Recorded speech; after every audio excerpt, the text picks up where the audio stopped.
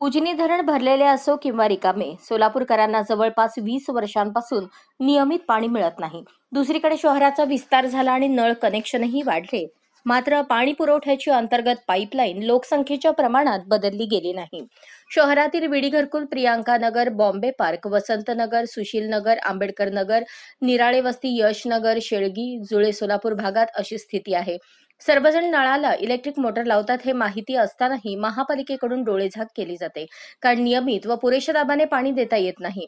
Smart सिटीतील ही दुरावस्था समांतर जलवाहिनी झाल्यावर तरी सुधारेल, अशी सर्वांनाच अपेक्षा आहे.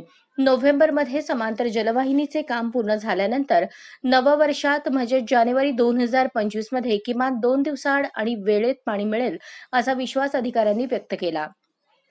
समांतर जलवाहिनी कार्यान्वित झाल्यावर स्थिती निश्चित बदलेल. सोलापूर शहरातील 90% कुटुंबातील लोक नळाला इलेक्ट्रिक मोटर लावूनच पाणी भरतात ही वस्तुस्थिती आहे. स्मार्ट सिटीतून शहराच्या गावठाण भागात नवीन पाईपलाईन टाकली तरी देखील तेथील नागरिक मोटारी लावूनच पाणी घेतात. पण समांतर जलवाहिनीचे काम पूर्ण झाल्यावर जानेवारीत पाण्याच्या वेळा वाढवण्याचे नियोजन असून यावेळी इलेक्ट्रिक मोटारी लावून पाणी घेण्याचे प्रकार थांबतील असा विश्वास आहे. व्यंकटेश चौबे, सार्वजनिक आरोग्य अभियंता, सोलापूर महानगरपालिका.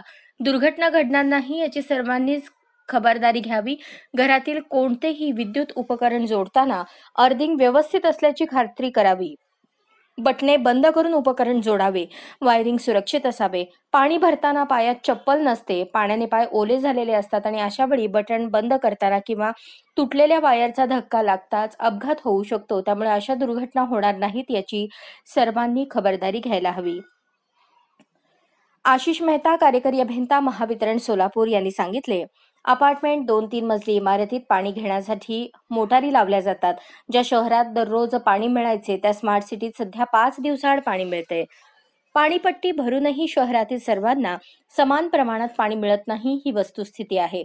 नळाला पाणी सोडल्यानंतर सुरुवातीपासूनच नागरिक इलेक्ट्रिक मोटारी लावतात आणि त्यामुळे टोकावरील रहिवाशांना पुरेसे पाणी मिळत नाही. त्यामुळे तेही मोटारी लावूनच पाणी भरत आहेत.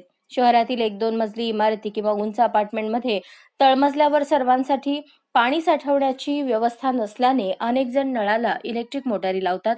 त्यामुळे इतरांना कमी दाबाने पाणी येते म्हणून तेही मोटारी लावतात, अशी सद्यस्थिती आहे.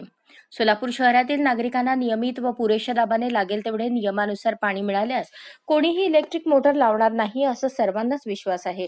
दुसरीकडे अवेळी आलेले पाणी किती तास राहील याची नागरिकांना शाश्वती वाटत नाही. वीज पुरवठा खंडित झाला, पाईपलाईनला गळती लागली तर पुन्हा पाणी पुरवठा वेळेत होईल की नाही याचीही खात्री नाही. कधी 4 तर कधी 5 दिवसाआड पाणी मिळत असल्याने 90% कुटुंबातील लोक नळाला इलेक्ट्रिक मोटार लावतात. त्यात 1.5 वर्षात 7 वर्षीय चिमुकलीसह जवळपास 8 ते 10 जणांच्या कुटुंबाचा आधार हिरावला गेला. अशा दुर्घटनांसाठी जबाबदार कोण? ही परिस्थिती बदलणार कधी? असे अनेक प्रश्न सध्या उपस्थित होत आहेत. शहरातील नळ कनेक्शनची स्थिती याप्रमाणे. एकूण नळ कनेक्शन 1,32,000. अंदाजे इलेक्ट्रिक मोटारी लावणारे 1,24,000. मिळेल तेवढे पाणी घेणारे 8,000. पाण्याच्या वेळा पहाटे 4 आणि रात्री 8.